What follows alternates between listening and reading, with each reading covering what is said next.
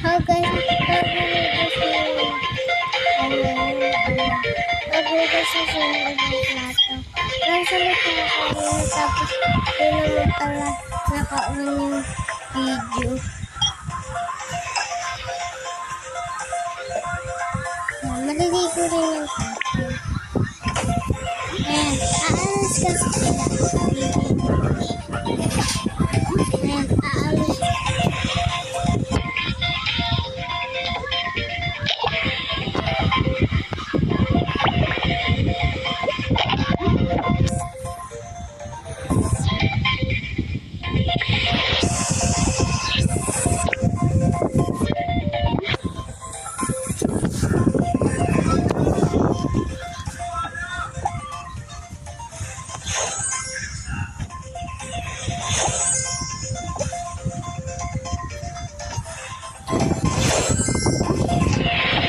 Ayan guys,